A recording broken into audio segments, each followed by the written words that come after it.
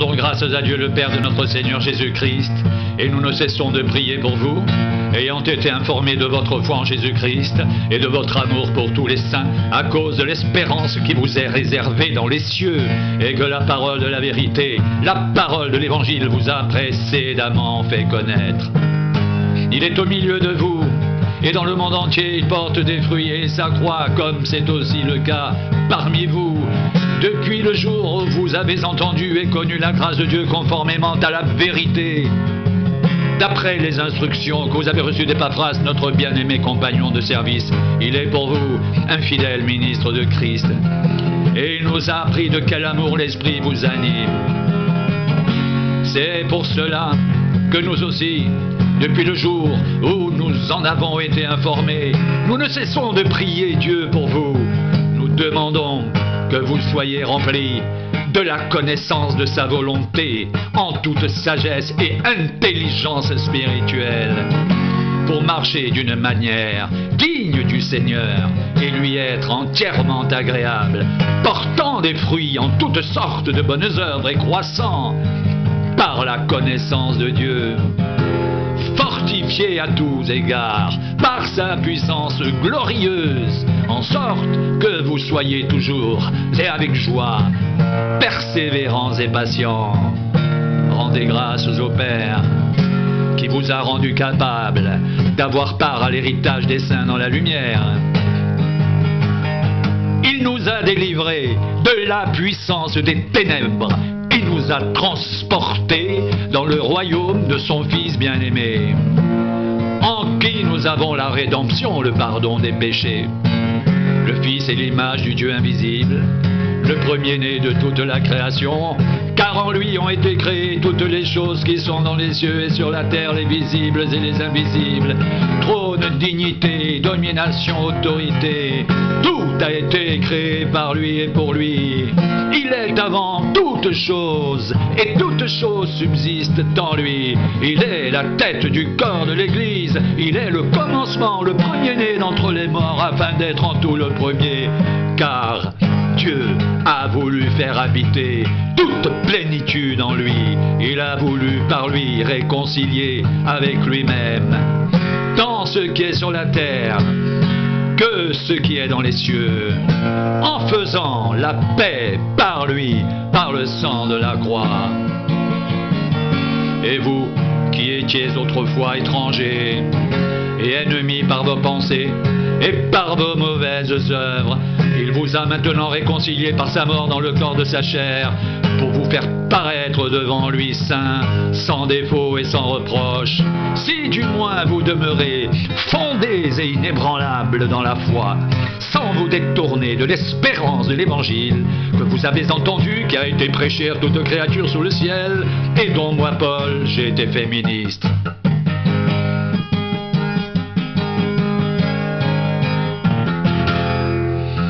Je me réjouis maintenant dans mes souffrances pour vous, et ce qui manque aux souffrances de Christ, je l'achève en ma chair pour son corps qui est l'Église. C'est d'elle que j'ai été fait ministre, selon la charge que Dieu m'a donnée auprès de vous, afin que j'annonce pleinement la parole de Dieu, le mystère caché de tout temps et dans tous les âges, mais révélé maintenant à ses saints. Dieu a voulu leur faire connaître la glorieuse richesse de ce mystère parmi les païens, savoir Christ en vous, l'espérance de la gloire. C'est lui que nous annonçons, exhortant tout homme et instruisant tout homme en toute sagesse, afin de présenter à Dieu tout homme devenu parfait en Christ. C'est à quoi je travaille, en combattant avec sa force qui agit puissamment en moi. Je veux en effet que vous sachiez combien est grand le combat que je soutiens pour vous, et pour ceux qui sont à la Odyssée, et pour ceux qui n'ont pas vu mon visage, afin qu'ils aient le cœur rempli de consolation, qu'ils soient unis dans l'amour et enrichis d'une pleine intelligence pour connaître le mystère de Dieu, savoir Christ, mystère dans lequel sont cachés tous les trésors de la sagesse et de la science. Je dis cela afin que personne ne vous trompe par des discours séduisants, car si je suis absent de corps, je suis avec vous en esprit, voyant avec joie le bon ordre qui règne parmi vous et la fermeté de votre foi en Christ.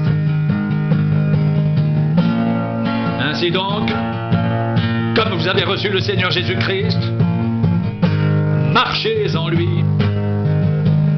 étant enracinés et fondés en lui et affermis par la foi d'après les instructions qui vous ont été données et abondez en actions de grâce.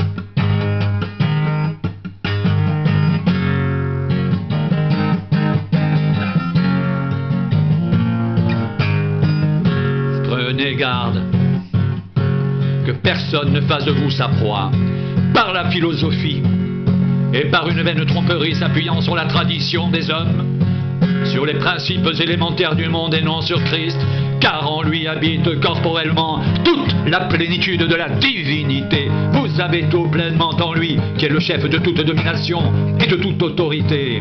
C'est en lui que vous avez été circoncis d'une circoncision que la main n'a pas faite. La circoncision de Christ, qui consiste dans le dépouillement du corps de la chair. Ayant été ensevelis avec lui par le baptême, vous êtes aussi ressuscités en lui, avec lui par la foi en la puissance de Dieu, qui l'a ressuscité des morts. Vous qui étiez morts par vos offenses et par l'incirconcision de votre chair, il vous a rendus à la vie avec lui, en nous faisant grâce pour toutes nos offenses. Il a effacé l'acte dont les ordonnances nous condamnaient et qui subsistait contre nous, et il a éliminé en le clouant à la croix. Il a dépouillé les dominations et les autorités. Il les a livrées publiquement en spectacle, en triomphant d'elles par la croix. Que personne donc ne vous juge au sujet du manger ou du boire, ou d'une fête, d'une nouvelle lune ou de sabbat. C'était l'ombre des choses à venir. Mais le corps est en Christ, que personne, sous une apparence d'humilité ou par un culte des anges, ne vous ravisse à son gré le prix de la course, tandis qu'il s'abandonne à ses visions, il est enflé d'un vain orgueil par ses pensées charnelles, sans s'attacher au chef, dont tout le corps assisté et solidement assemblé par des jointures et des liens tire l'accroissement que Dieu donne.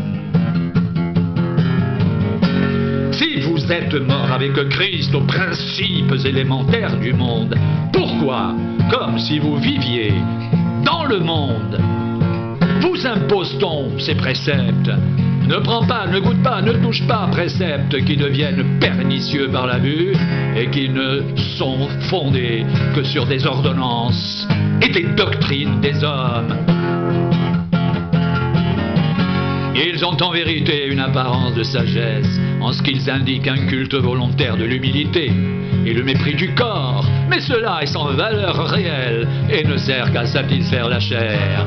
Si donc, vous êtes ressuscités avec Christ, cherchez les choses d'en haut, où Christ est assis à la droite de Dieu.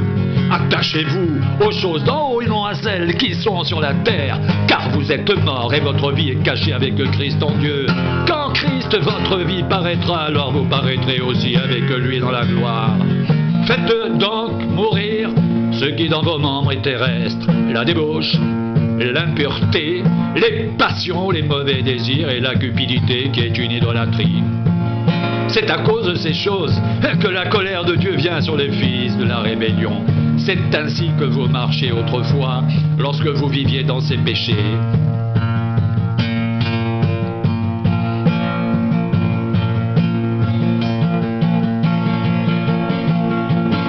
Mais maintenant, renoncez à toutes ces choses. À la colère, à l'animosité, à la méchanceté, à la calomnie, aux paroles équivoques qui pourraient sortir de votre bouche. Ne mentez pas les uns aux autres, vous étant dépouillés du vieil homme et de ses œuvres, et ayant revêtu l'homme nouveau, qui se renouvelle dans la connaissance, selon l'image de celui qui l'a créé. Il n'y a ici ni grec ni juif, ni circoncis ni incirconcis, ni barbare ni scythe, ni esclave ni libre. Mais Christ est tout et en tous. Ainsi donc, comme des élus de Dieu, saints et bien-aimés, revêtez-vous de sentiments de compassion, de bonté, d'humilité, de douceur, de patience. Supportez-vous les uns les autres. Et si l'un a sujet de se plaindre de l'autre, pardonnez-vous réciproquement. De même que Christ vous a pardonné, pardonnez-vous aussi. Mais par-dessus toutes ces choses, revêtez-vous de l'amour qui est le lien de la perfection. Et que la paix de Christ à laquelle vous avez été appelés pour former un seul corps règne dans vos cœurs et soyez reconnaissants.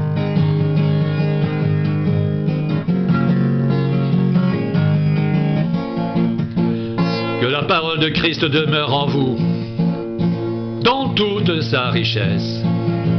Instruisez-vous et exhortez-vous les uns les autres, en toute sagesse, par des psaumes, par des hymnes, par des cantiques spirituels, chantant à Dieu dans vos cœurs en vertu de la grâce. Et quoi que vous fassiez, en parole ou en œuvre, faites tout au nom du Seigneur Jésus, en rendant par lui des actions de grâce à Dieu le Père.